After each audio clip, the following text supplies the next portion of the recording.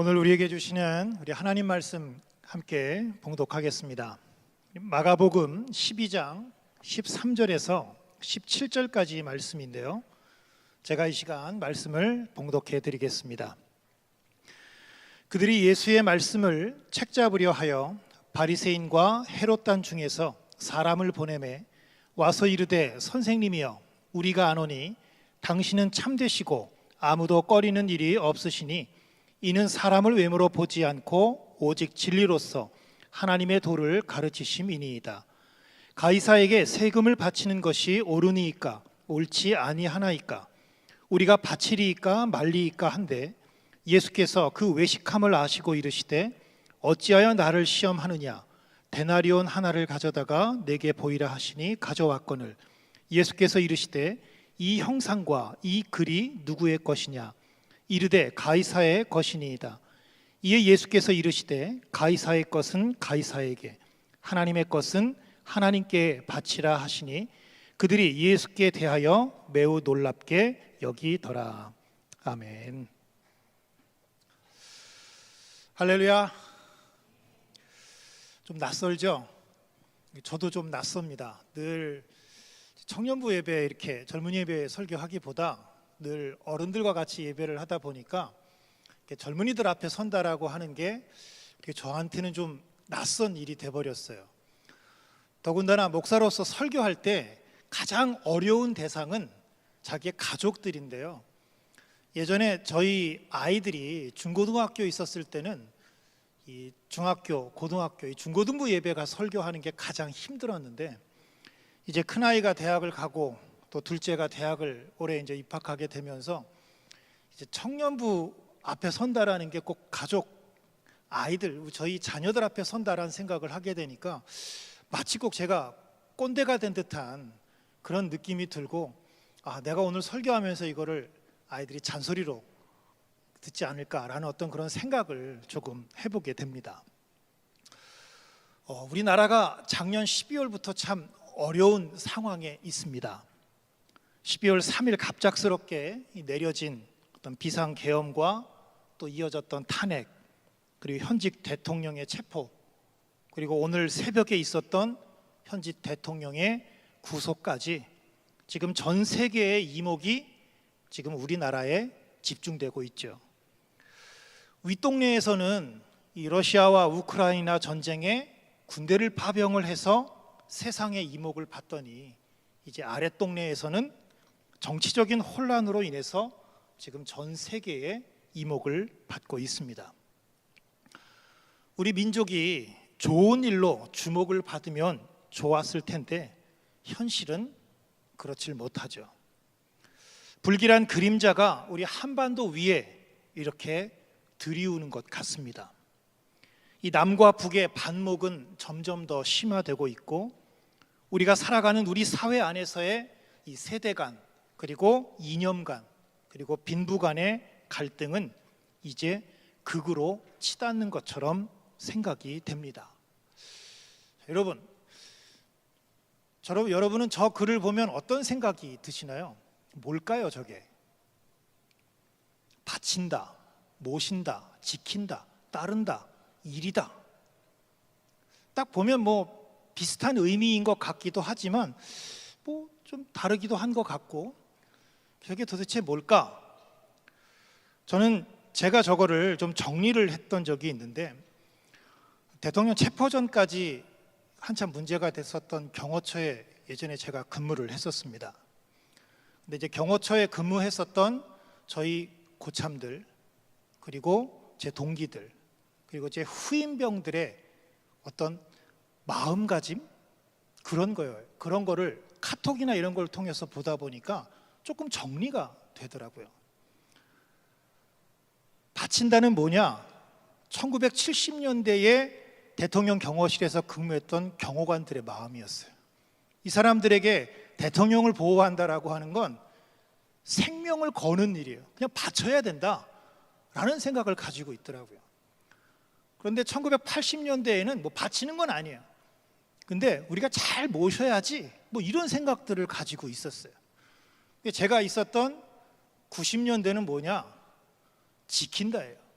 나한테 주어진 임무니까 내가 그거 최선을 다하면 되지, 이런 생각을 가지고 근무를 했었어요. 그런데 지금도 똑같이 카톡에서 서로 다른 세대들이랑 얘기를 주고받다 보니까 저런 식으로 좀 나타나더라고요.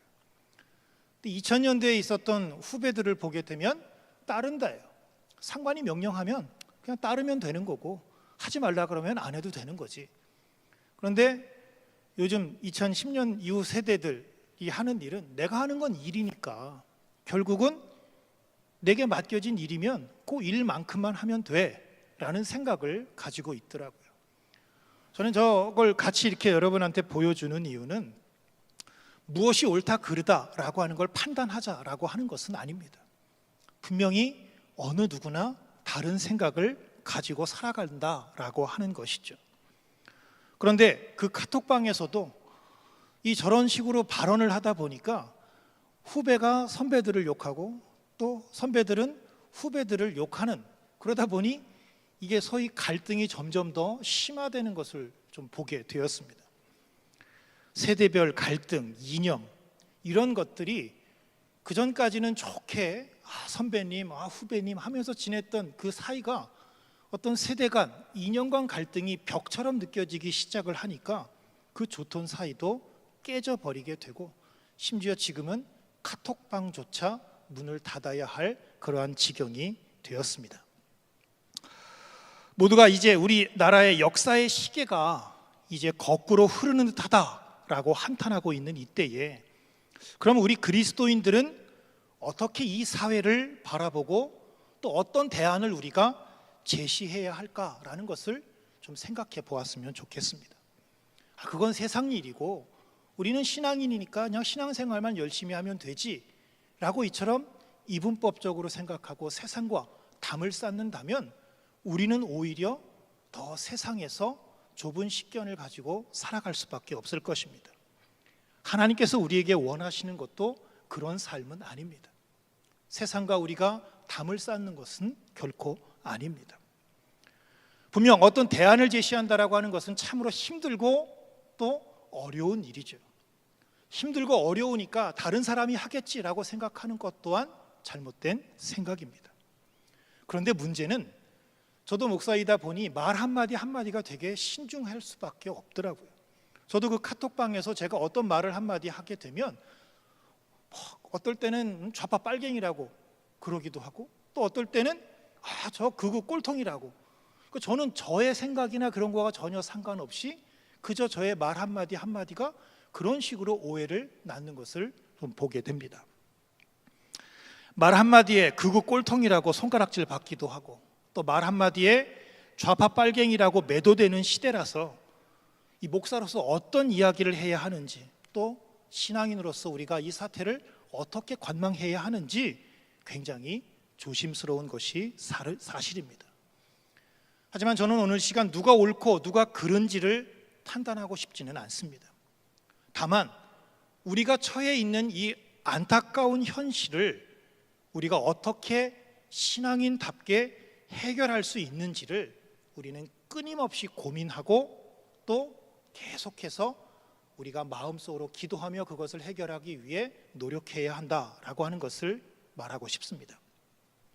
우리는 사회적 갈등과 혼란을 부추겨도 안 되지만 사회와의 갈등, 혼란, 분열, 이것을 결코 외면해서도 안 됩니다.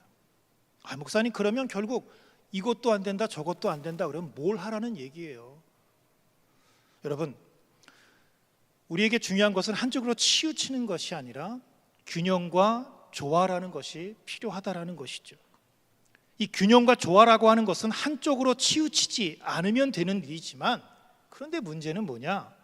인간은 서로의 생각과 관점이 서로 다르다 보니 균형과 조화를 이루기보다는 한쪽으로 치우치는 것에 우리는 너무나도 익숙해져 있습니다. 따라서 균형과 조화는 여러분 생각과 관점을 일치시킬 때 나타나는 것이 아니라 바로 서로의 다른 생각과 관점을 존중하게 될 때에 바로 균형과 조화를 이룰 수 있다라고 하는 것입니다. 하지만 요즘 기독교는 사회적인 문제나 이슈에서 서로의 생각과 관점을 존중하는 그러한 성숙함을 잃어버린 것 같습니다. 더군다나 교회를 바라보는 세상 사람들의 시각도 그런 균형을 잃어버렸어요. 그러다 보니 젊은이들에게 교회가, 기독교가 외면당하거나 또 꼰대 취급을 받기도 하고, 신앙인이 이 시대에 뒤처진 사람이거나 아니면 합리적이지 못한 사람이라고 하는 그러한 오해를 받기도 합니다. 아까도 말씀드렸지만 그렇다고 해서 어떤 균형과 조화, 또 상대방을 존중하자, 이런 이야기를 하다 보면 요즘 시대의 목사로서 또 신앙인으로서 우리가 받는 것은 야, 쟤 좌파인가 봐, 쟤 좀 빨갱인가 봐, 뭐 이런 식으로 매도당하는 경우를 굉장히 많이 보게 됩니다. 지금 우리에게는 이런 문제, 이런 아픔이 있습니다. 국내외의 여러 가지 이 혼란 속에서 하루하루가 어찌나 빨리 돌아가는지 정신을 차릴 수 없을 지경이죠.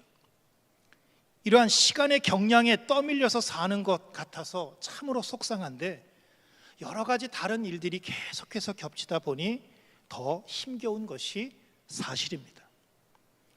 우리의 상처받은 마음을 주님께서 위로해 주시기를 원합니다. 여러분, 한 히브리 시인이 이렇게 노래했습니다.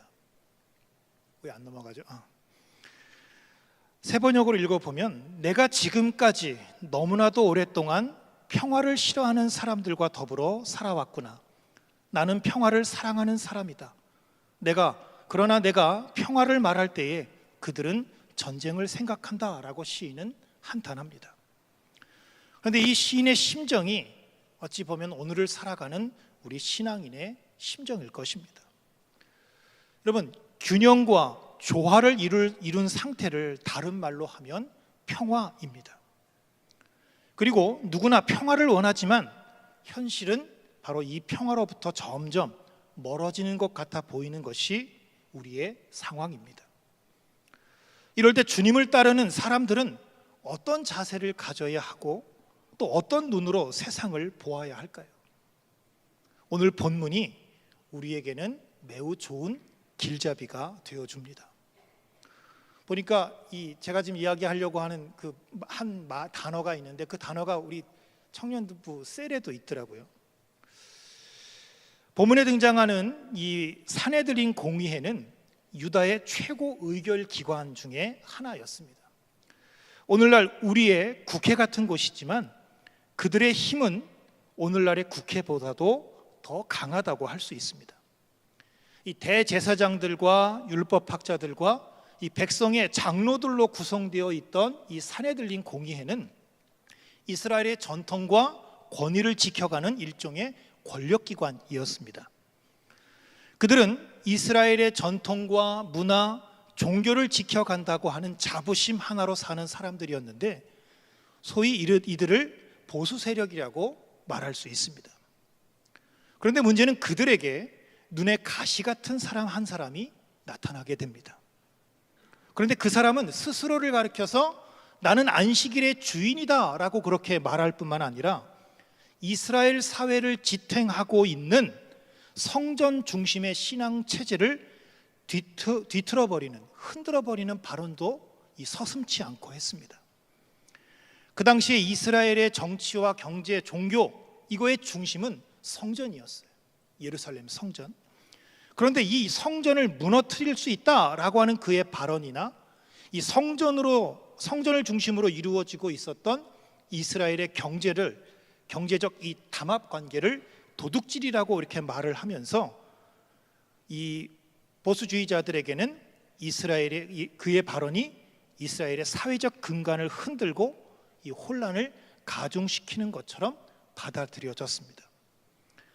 한마디로 그의 행동과 말 한마디 한마디는 이 사회를 밑바닥부터 뒤흔드는 그러한 일이었습니다. 여러분, 이런 말을 했던 사람이 우리는 누군지 잘 알죠. 당시 이 대제사장이나 율법학자나 백성의 장로들에게 눈에 가시 같았던 그 사람은 바로 예수님입니다. 예수님은 율법의 질곡 아래 살고 있었던 사람들의 이 불행을 눈물겹게 바라보시면서 율법이 가지고 있었던 그 율법의 본래 정신이 무엇인지를 되살리려고 애쓰셨습니다. 그것은 한마디로 생명을 살리고 우리의 삶을 풍요롭게 하는 것이었습니다. 하지만 이 사내들린 공의회로 대변되는 당시의 지도층들은 이런 예수의 행태가 결국에는 자신들의 토대를 허무는 일이라고 그렇게 생각하고 의식적으로 혹은 무의식적으로 예수를 거부하게 됩니다. 사람들 위에 앉아서 기득권을 누리는 사람들에게 불편한 것은 진실입니다. 진실은 그들에게 늘 위험한 것처럼 보이기 마련입니다. 그래서 그들은 아첨꾼을 옆에 두고 바른 소리를 하는 사람들을 멀리합니다. 그래서 여러분, 신약 성경에 보게 되면 이 사도들의 별명이 무엇인지 이렇게 이야기를 하고 있습니다.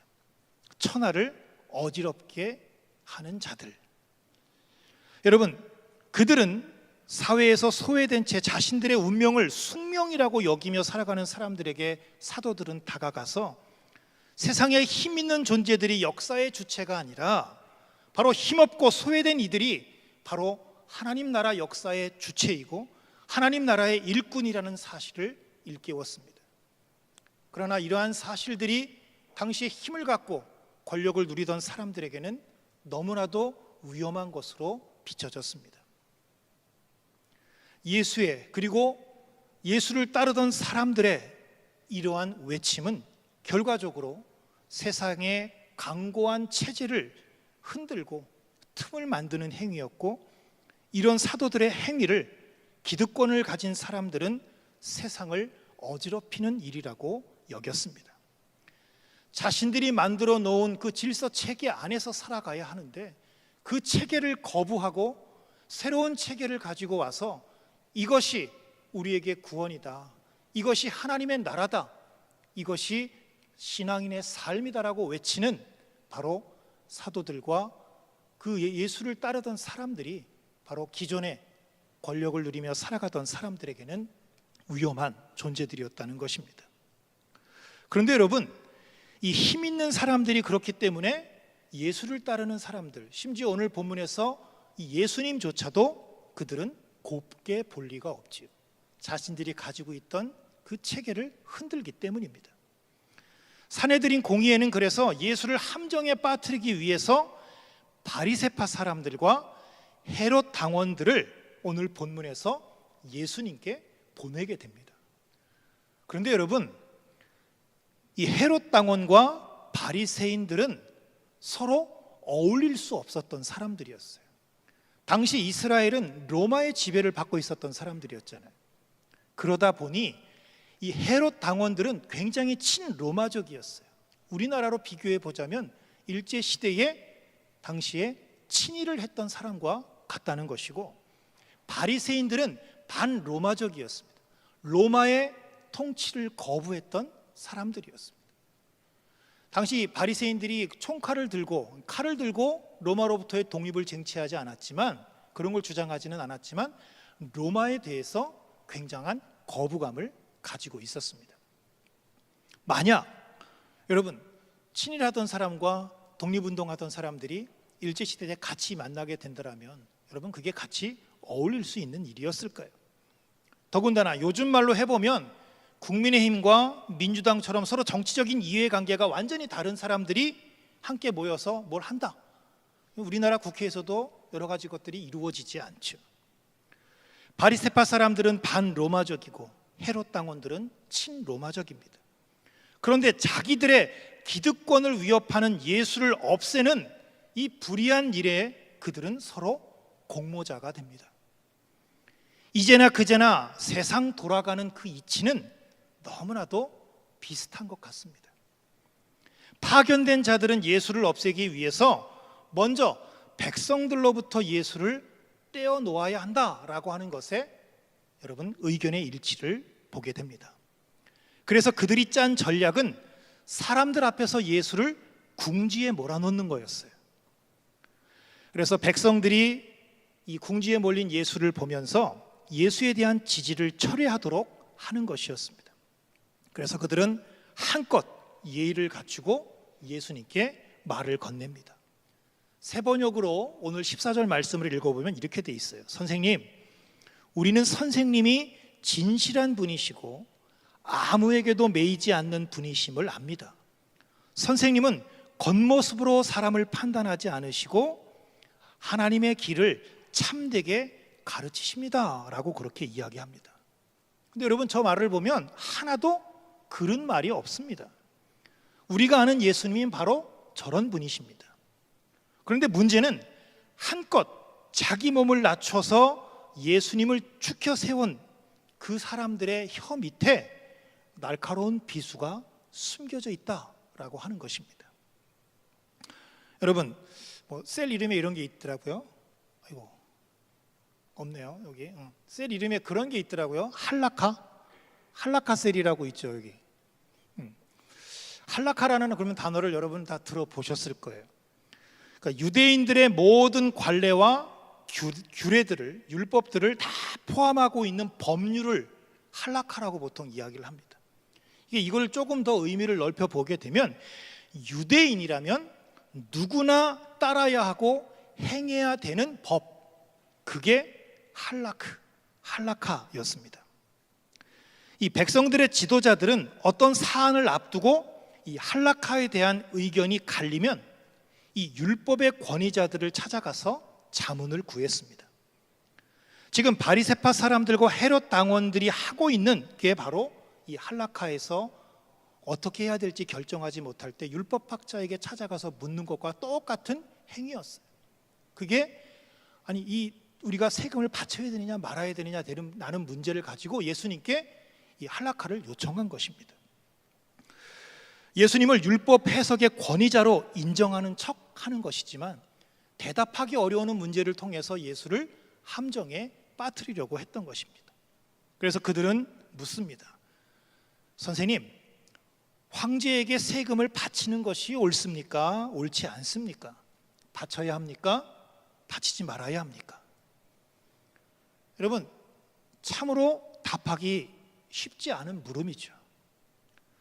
자, 그런데 그들의 심사숙고 끝에 가져온 이 질문이기 때문에 예수님도 답하기 굉장히 어려울 것입니다. 자, 이제 질문을 했으니 이 뜨거운 감자는 예수님께로 넘어갔어요. 그걸 답해야 하니까. 자, 바치지 말라고 하면 어떻게 됩니까? 로마의 반역을 선동하는 게 되고, 또 바치라고 하면 유대인들의 민족 감정을 해치게 됩니다. 그러니까 이러지도 못하고 저러지도 못하는 난감한 문제에 봉착하게 된 거죠. 자, 여러분 같으면 이런 상황에 우리는 답을 알고 있지만 어떻게 대답을 하시겠습니까? 그런데 예수님께서는 그들의 속셈을 꿰뚫어 보고 계셨어요. 그래서 어찌하여 나를 시험하느냐라고 점잖게 나무라시죠. 그리고 그들에게 데나리온 한 입을 가져오라고, 그리고 그것을 보여달라고 그렇게 말씀하십니다. 자, 데나리온은 로마 황제가 세금을 징수하기 위해서 은으로 주조한 이 공식 화폐입니다. 식민지 수탈을 위해서 사용되어졌던 화폐였어요. 예수님 당시에 사용됐던 이 데나리온의 한쪽 면에는 이 월계관을 쓰고 있는 황제의 흉상이 새겨져 있고, 또 뒷면에 거기에 보게 되면 거룩한 아우구스투스의 존엄한 아들 디벨리우스 황제라고 하는 글귀가 새겨져 있습니다. 그리고 반대쪽에는 최고의 사제라고 쓰여져 있고, 거기에 황태우인 리비아라고 하는 그 신들의 보좌에 앉아, 리비아가 신들의 보좌에 앉아 있는 그림이 새겨져 있습니다. 왕과 왕비가 저기 새겨져 있는 것입니다. 그래서 이 데나리온이라고 하는 것은 로마의 신성한 권력의 표상이 되는 셈입니다. 자, 이제 예수님을 함정에 빠뜨리려고 했었던 사람들은 질문에 답할 수 없을 거야 라는 생각을 하면서 이 데나리온 하나를 가져다가 예수님께 보여주었습니다. 그런데 오히려 그것이 그들 자신의 위선을 드러내는 일이 되고 말았습니다. 자, 유대교의 관례에 따르게 되면 황제의 초상이 새겨진 그 어떤 것도 유대인의 성전 안으로는 가지고 들어올 수가 없었어요. 그러니까 이방인의 것 자체가 유대인의 성전 안으로는 들어올 수 없었습니다. 이방인도 들어올 수 없었고요. 그런데 여러분, 우리 마가복음 이 11장을 보게 되면 예수님께서 성전을 깨끗하게 하신 이야기서부터 지금 오늘 이어지는 이 이야기가 어디에서 벌어지는 이야기냐면 바로 성전 안에서 벌어지는 일이었어요. 그 성전에 가지고 올 수 없는 데나리온을 예수님을 함정에 빠뜨리기 위해서 그것을 불법적으로 가지고 들어와서 예수님께 보여준 것이죠. 가장 경건하다고 하는 그들의 주머니에 두둑한 돈을 넣고 율법의 관례조차도 무시한 채 그들은 성전에 온 것입니다. 그리고 예수님의 질문이 시작됩니다. 자, 이 초상이 누구의 것이며 적힌 글자는 누구의 것이냐라고 하는 질문이죠. 그들은 다 아는 질문에 신이 난 듯이 대답합니다. 황제의 것이죠. 로마의 것입니다. 라고 그렇게 이야기합니다. 그때 예수님의 단호한 말씀이 떨어집니다. 황제의 것은 황제에게 돌려주고 하나님의 것은 하나님께 돌려드려라 라고 하는 말이었습니다. 그런데 여러분, 이 말씀은 질문자들을 오히려 다시 질문 앞에 세우고 있습니다. 무슨 말이냐? 너희는 황제의 것과 하나님의 것을 지금 분별하며 살아가고 있느냐? 하나님의 것, 하나님께 돌려야 할 것을 하나님께 돌리며 살아가고 있느냐?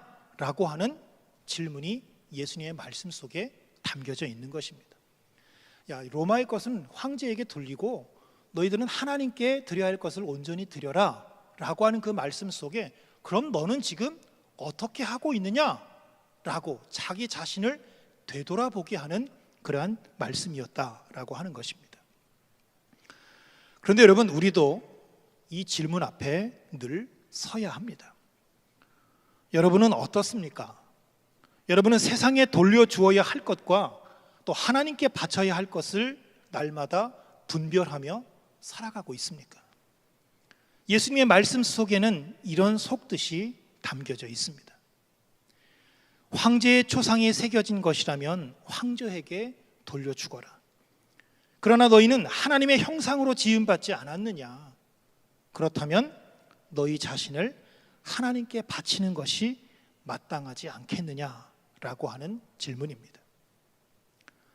사랑하는 여러분, 우리가 궁극적으로 충성을 바쳐야 할 대상은 하나님이라는 것을 주님은 이렇게 간접적으로 밝히고 계신 것입니다.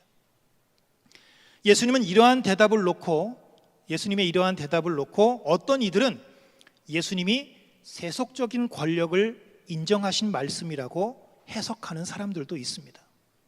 물론 그런 뜻도 있겠죠. 예수님은 공상주의자가 아닙니다. 또 기존의 질서를 부정하는 아나키스트도 아닙니다. 하나님의 사람은 다 그렇습니다. 우리는 이 세상 속에서 살아가고 이 세상의 질서 속에서 살아가지만 이 세상을 또한 부정하지 않습니다.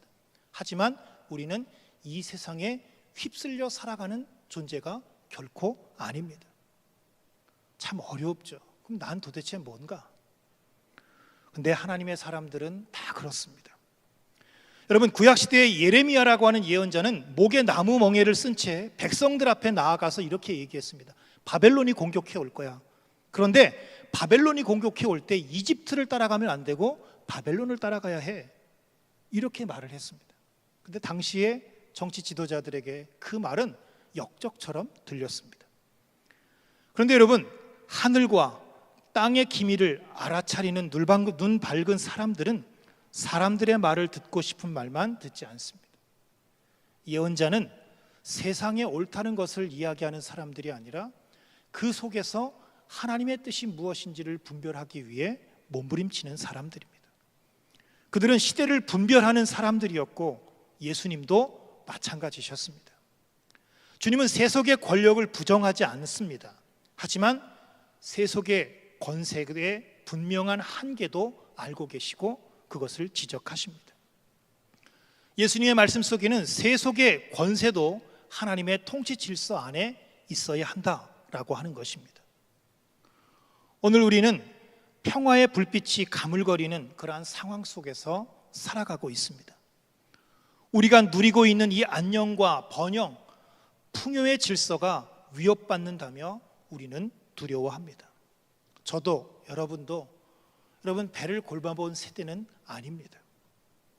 또 어렵게 자란 세대도 결코 아닙니다. 그런데 기존 질서에 균열이 생기는 것은 참으로 참기 어려운 일입니다. 하지만 그리스도인은 다가오는 하나님의 나라를 외면한 채 세상의 안녕과 번영만을 붙잡고 살아가는 사람들이 되어서는 안 됩니다. 힘으로 이룬 균형과 조화는 영원하지 않습니다. 인간의 생각과 인간의 힘으로 이룬 것은 언젠가는 무너지기 마련입니다. 하지만 그리스도인은 무너지고 사라지는 이 땅의 질서를 의지하지 않고 여러분 살아갑니다. 우리는 이 땅의 가치로 균형과 조화를 이룰 수 있다라고 그렇게 믿는 사람들이 아닙니다. 우리는 어두운 세상 속에서 하나님의 말씀을 의지하고 영원한 하나님의 나라를 꿈꾸면서 사는 사람들로 무엇을 먹을까 마실까 입을까를 놓고 근심하며 살아가는 사람들이 아니라 날마다 먼저 하나님의 나라와 그 의를 구하며 살아가는 사람들입니다. 이것이 바로 우리의 사명입니다. 그리스도인은 분열과 갈등을 여러분 조장하거나 거기에 편들지 않습니다. 오히려 그것을 해소하고 또 하나됨을 이루기 위해서 나뉘어진 것을 여러분 하나로 엮기 위해서 몸부림치는 사람들이 되어져야 합니다. 그래서 우리는 어느 편도 아닙니다. 오직 하나님 편일 뿐입니다. 하나님은 우리가 평화롭게 살기를 원하십니다. 서로 사랑하고 섬기고 나누는 하나님의 방법으로 그리고 하나님 나라의 법으로 균형과 조화를 이루며 살아가기를 원하십니다. 때로는 이것이 공격받을 때 나도 똑같이 폭력으로 그것을 해소하고 이기려고 하는 것이 아니라 옛 초대교회 성도들이 보여주었던 것처럼 우리는 우리의 생명을 다해서 그 조화를 깨뜨리지 않기 위해 노력하며 살아가야 한다라고 하는 것입니다. 우리가 먼저 우리 마음속의 미움과 원망을 버리고 사람을 의심하는 마음을 버리고 서로의 다름을 인정하고 존중하는 삶을 살아가야 합니다. 한쪽 편을 들지 않고 균형과 조화를 이루는 사람들은 양쪽에서 손가락질 받는 경우가 참으로 많죠. 좌도 우도 아니고 흑도 백도 아니고 이쪽도 저쪽도 아닌 회색 분자라는 손가락질을 받습니다. 하지만 결국 그 양극이 서로 만나기 위해서는 중간에 있는 비무장지대가 필요합니다. 사랑하는 여러분, 우리는 갈등과 혼란의 세상 속에서 어떤 무기와 논리도 통하지 않는 그러한 비무장지대가 되어져야 합니다. 평화를 먼저 아는 사람, 하나님께서 우리에게 원하시는 그 평화가 무엇인지를 아는 사람만이 이 땅의 평화를 이야기할 수 있습니다. 헨리 나우엔이라고 하는 신부님은 이런 이야기를 했습니다. 우리가 평화운동가로서 해야 할 일은 전쟁과 파괴를 일삼는 모든 세력에게 단호히 항거하고 평화란 생명을 지지하는 모든 이에게 주어지는 하나님의 선물임을 확실하게 선언하는 일이다라고 헨리 나우엔 신부는 이야기합니다. 작은 불꽃 하나가 큰 불꽃을 일으키고 또 주위 사람들이 그 불에 몸을 녹이듯이 우리가 자신을 하나님 앞에 온전히 바치면 하나님은 우리를 통해서 이 땅을 새롭게 하실 것입니다. 나는 할 수 없다라고 그렇게 말하지 마십시오. 평화를 위해서 자신을 바치고 희생하는 자리로 나아가는 것, 그것이 우리에게 필요한 일입니다.